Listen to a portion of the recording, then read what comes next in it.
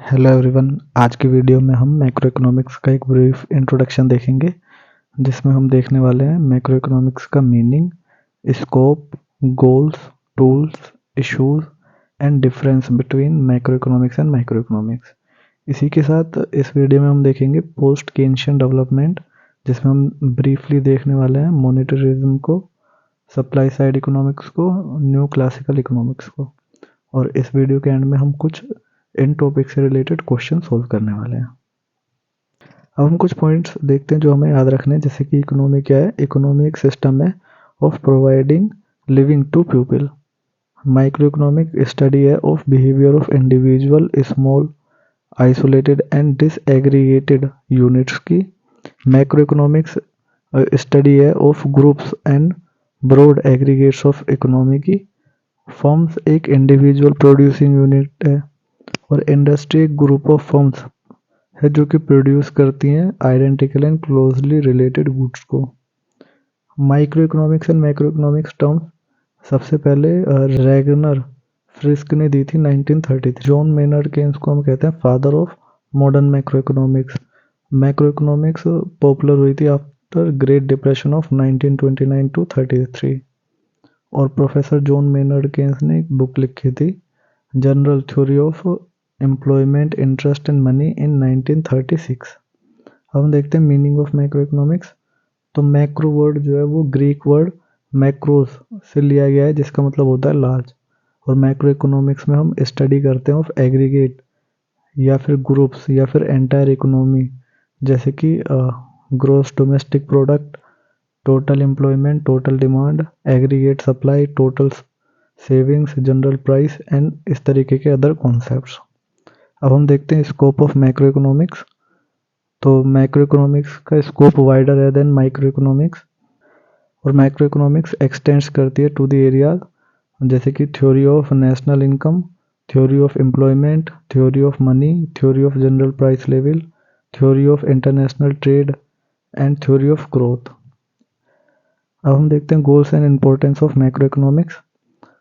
तो macro economics के through हम अचीव करना चाहते हैं high level of gross domestic product, हम अचीव करना चाहते हैं हाई लेवल ऑफ एम्प्लॉयमेंट, हम स्टेबिलिटी लाना चाहते हैं प्राइसेस में, हम फॉर्मुलेशन करना चाहते हैं इकोनॉमिक पॉलिसीज़ का, एंड हम अचीव करना चाहते हैं इकोनॉमिक डेवलपमेंट को। अब हम देखते हैं मैक्रो इकोनॉमिक्स टूल्स।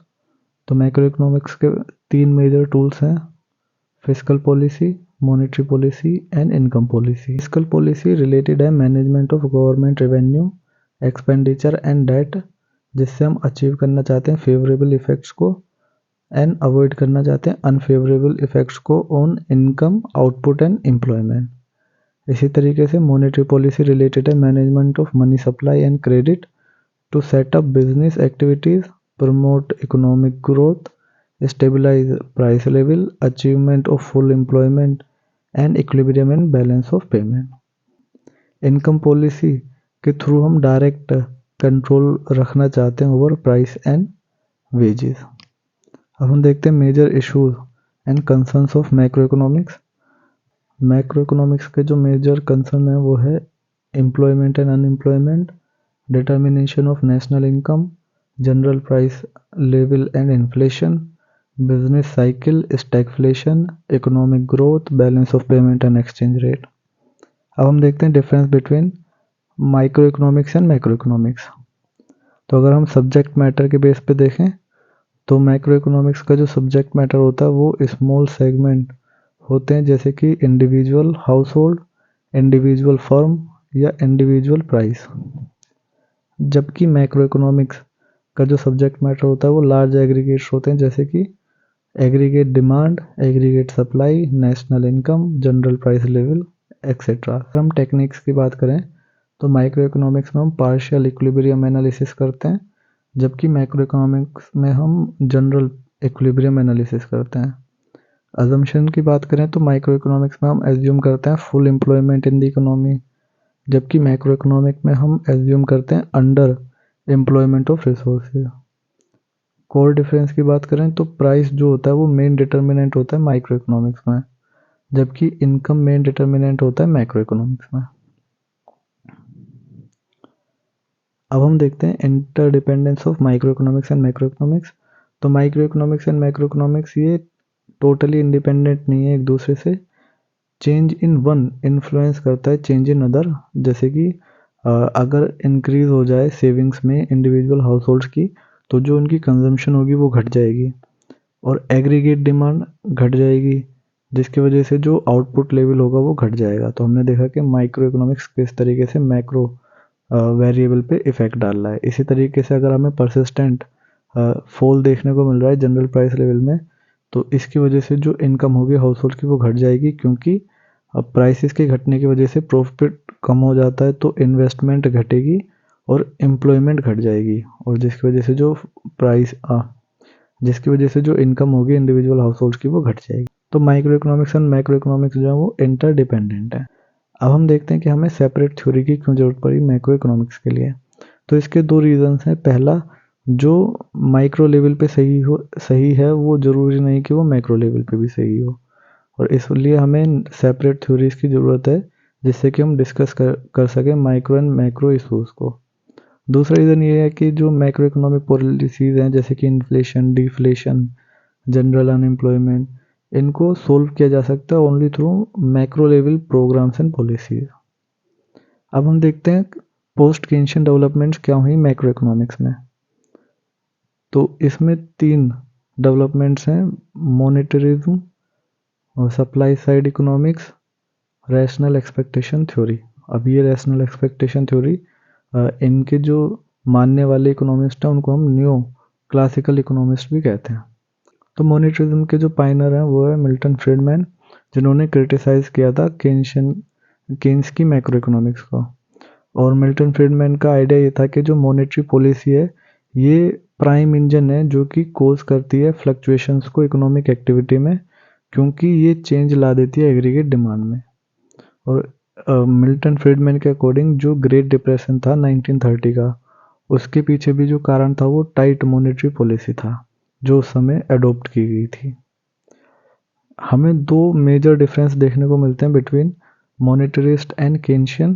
पहला डिफरेंस है रिलेशनशिप को लेके between money supply and inflation, और दूसरा डिफरेंस है in the role of government in the economy.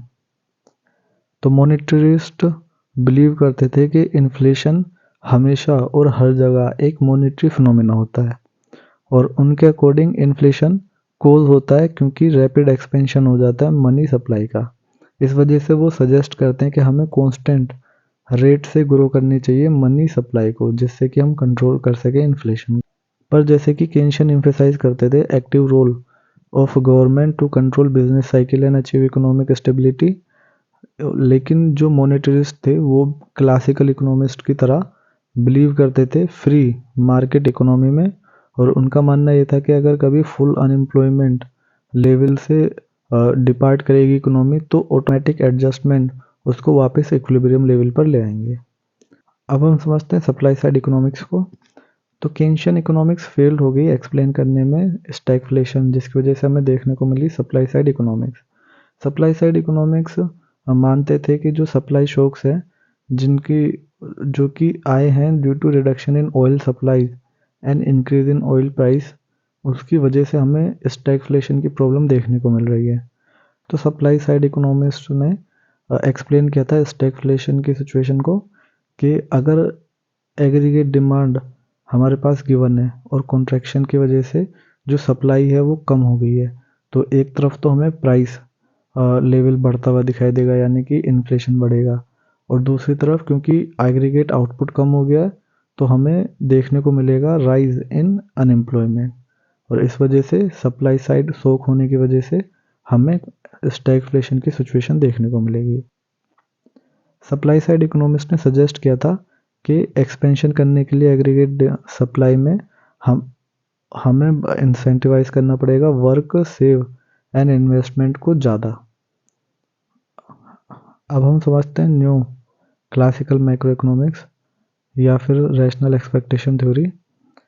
तो न्यू क्लासिकल मैक्रो इकोनॉमिक्स ने अपोज किया था Keynesian macro economics theory and policies का, क्योंकि ये फोकस थी aggregate demand for goods and services पे, जबकि new classical macro economics theory के according consumers, worker and producer rationally behave करते हैं प्रमोट करने के लिए अपने इंटरेस्ट एंड वेलफेयर को, और अपनी रैशनल एक्सपेक्टेशन के बेसिस पे जितनी भी अवेलेबल इंफॉर्मेशन है जो कंज्यूमर, वर्कर एंड प्रोड्यूसर्स हैं वो क्विक एडजस्टमेंट करते हैं अपने बिहेवियर में।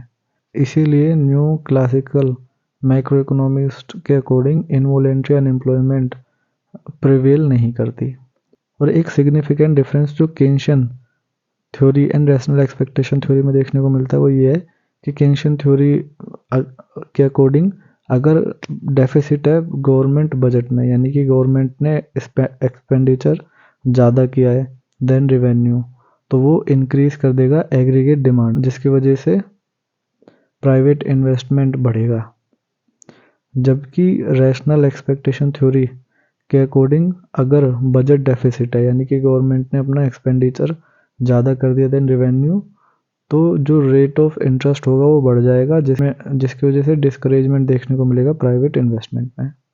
और फ्रीडमैन और दूसरे मोनेटरिस्ट की तरह जो सपोर्टर्स हैं रैशनल एक्सपेक्टेशन थ्योरी के, उन्होंने भी अपोज किया था एक्टिव रोल ऑफ गवर्नमेंट। अब हम क्वेश्चंस देखते हैं इन टॉपिक से रिलेटेड जो हमने अभी किए। सबसे पहले हम एमसीक्यू क्वेश्चंस देखते हैं। Who is considered as father of modern macro economics? तो हमने देखा था ये थे John Maynard Keynes. Who wrote the book general theory of employment, interest and money? तो ये भी जॉन मेनर्ड केन्स ने लिखी थी।